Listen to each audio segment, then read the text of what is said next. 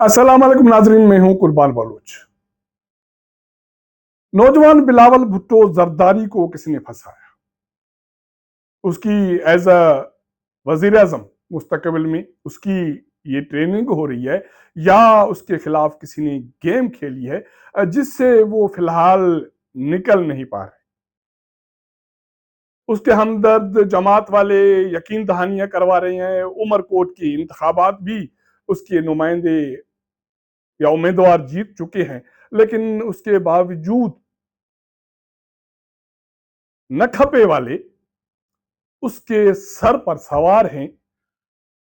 पिछली रात Pakistan peace party के चेयरमैन बिलावल भुट्टो जरदारी ने हैदराबाद में एक बड़े जलसे से खिताब किया और पुरजोश खिताब किया।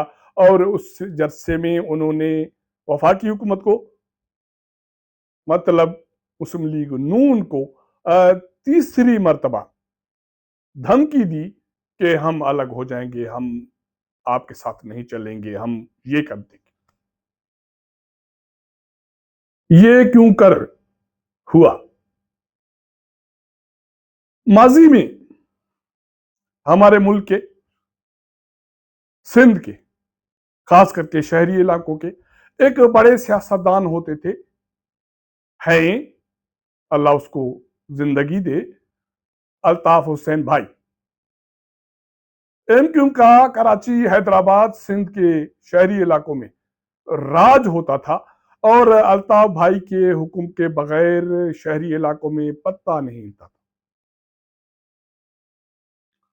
न सिर्फ ये, अल्ताफ भाई के हुक्म पर इंतखाबात जीते जाते थे शहरी इलाकों में, कराची, हैदराबाद, मीरपुर खास, सक्खर, सांगढ़ तक। और उसी के बुनियाद पर एमक्यूएम सूबाई हुकूमत में और वफाकी हुकूमत में शामिल होती थी। लेकिन अल्ताफ भाई के या एमक्यूएम के जो फरमाइशें थी वो खत्म होने का नाम नहीं लेती। और ताकत का घमंड इतना कि अल्ताफ भाई हुक्म करे, एक इशारा करे, कराची बंद, हैदराबाद बंद, सक्खर बंद, हड़ताल। और उसके बाद अल्ताफ भाई आधे घंटे के नोटिस पर 90 पर प्रेस कॉन्फ्रेंस करते थे और ऐलान करते थे कि हुकूमत से अलग हो रहा हूं।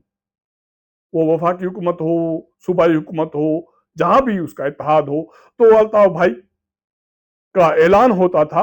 और उसके बाद एमक्यूएम, वफाकी हुकूमत, सूबाई हुकूमत, जो भी इत्तेहादी हुकूमत थी मेजर, उनके कायदीन दौड़ते थे 0 पॉइंट।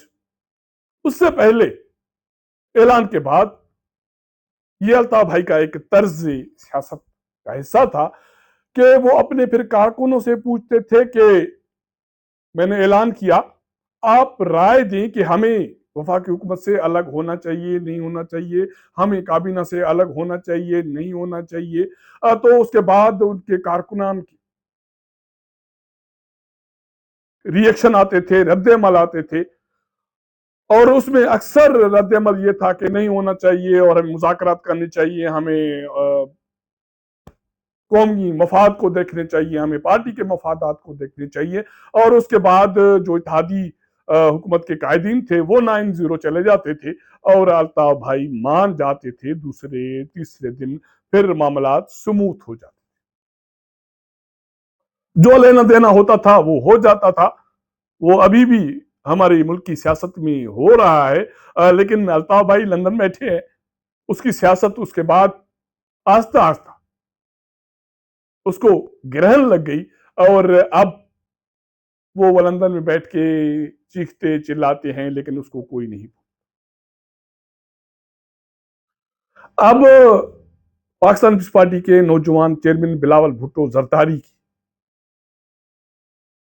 अल्ताफ भाई जैसी सूरत हाल किसने बनाई? कैनाल्स का इशू हो, मुस्लिम लीग नून के साथ मरकजी हुकूमत में जो मुआहदा है उसका इशू हो, पंजाब में पाकिस्तान पीस पार्टी और नून लीग के वर्किंग रिलेशनशिप का इशू हो, मसाइल हैं। जाहिर है अब उसके वालिद सदारती ओहदे पे बैठे हैं, वो सियासत के हवाले से कोई बयान भी नहीं दे सकते, कोई बात भी नहीं कर सकते। तो इस हवाले से जो भी बोझ है पार्टी का, वो नौजवान के बिलावल भुट्टो के कंधों पर है।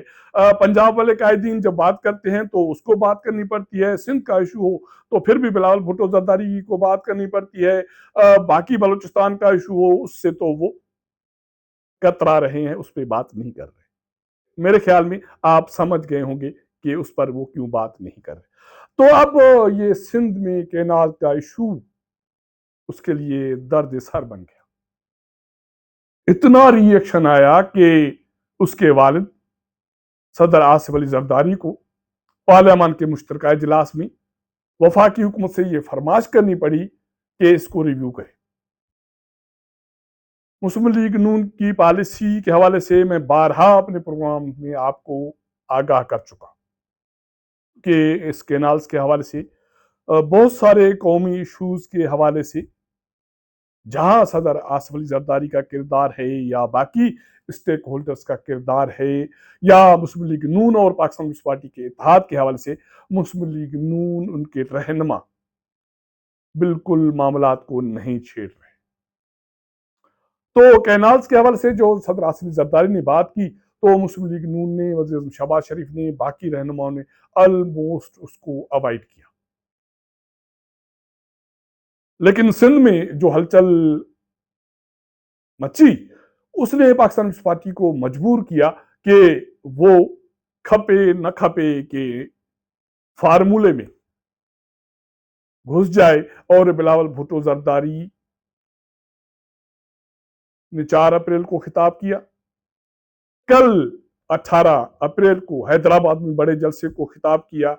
उसमें वफाकी हुकूमत को तंबीह की कि मैं Bilawal Bhutto Zardari chairman Pakistan peace party इन अपने लोगों के साथ खड़ा हूं और ये लोग कैनाल्स नहीं चाहते तो सुन ले।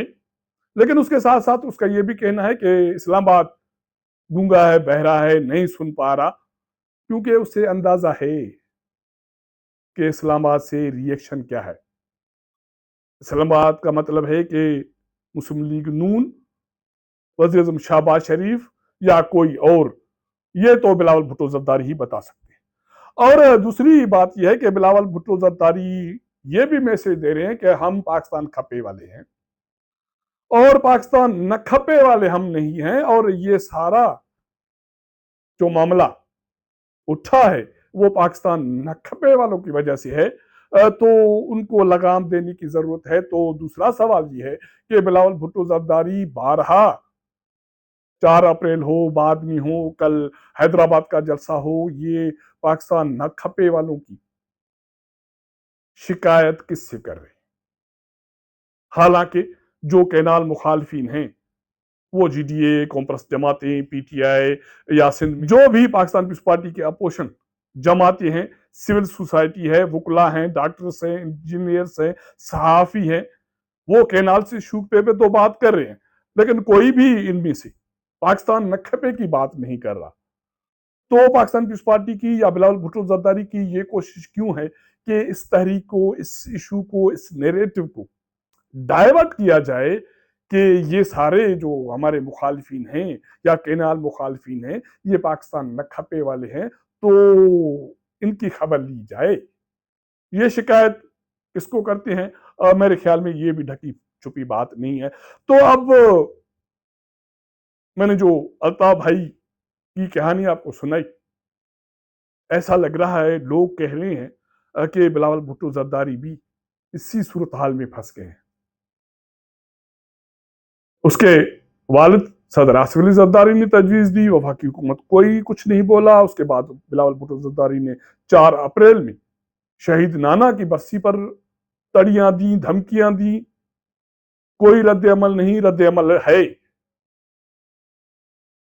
तो वो भी वाजे है, उसका बिलावल भुट्टो जरदारी को भी पता है।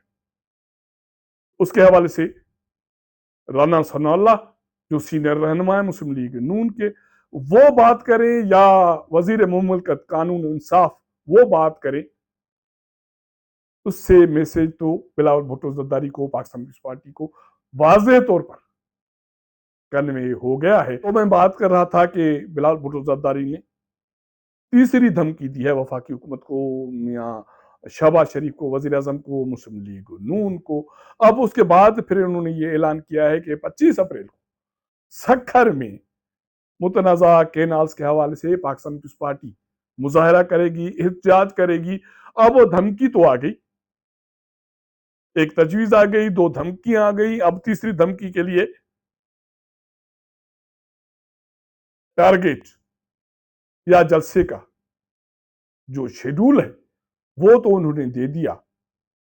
क्या उस जलसे में बिलावल भुट्टो जरदारी कोई हतमी ऐलान कर सकेंगे या अल्ताफ भाई की तरह